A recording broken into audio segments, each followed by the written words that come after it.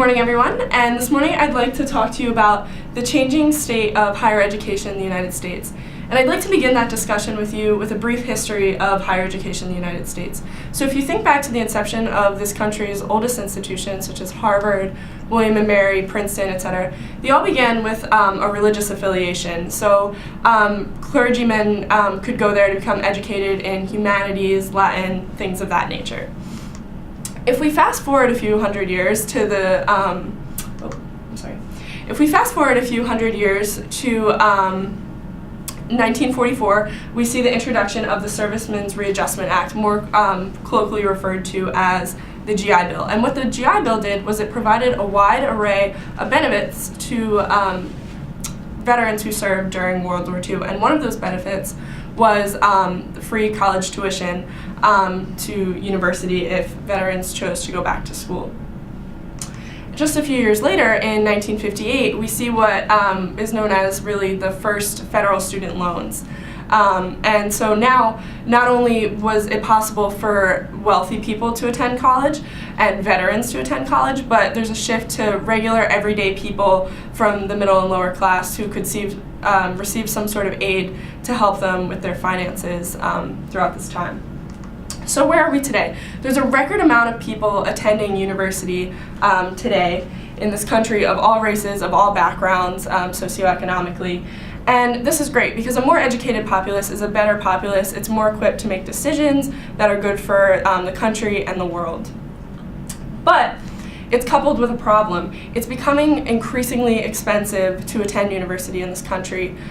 So to put that into perspective, about 70% of graduates from university in 2014 from public institutions had about $30,000 or so in debt. And to bring it even closer to home, Penn State University Park graduates in 2014 had an average debt of around $37,000.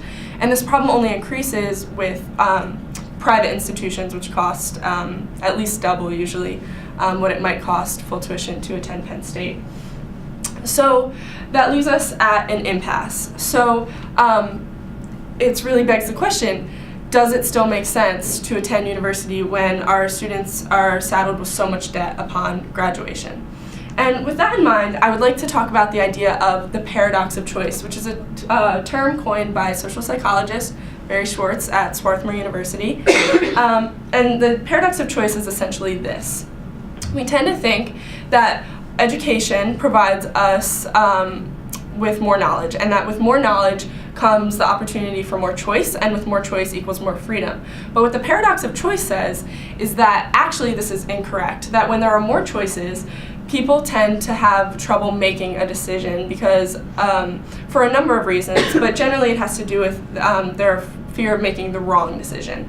And so often there is an opportunity cost associated with making big life decisions. So for example, at Penn State University Park, there are about 160 majors to choose from. And so for some of us, the opportunity cost of making the wrong decision is just picking a major. You could have been more interested in something else or what have you.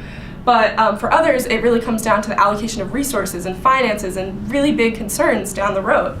And so making these major life decisions can cause a great deal of depression in some people, Schwartz argues. And so something must be done when the prosperity of our young people is at stake. And of course, there are policy changes in the works. For example, Obama's proposed to make two-year college free to people who are willing to work hard, and Bernie Sanders argues that, of course, that's not even nearly enough, that all college should be free to all students in this country.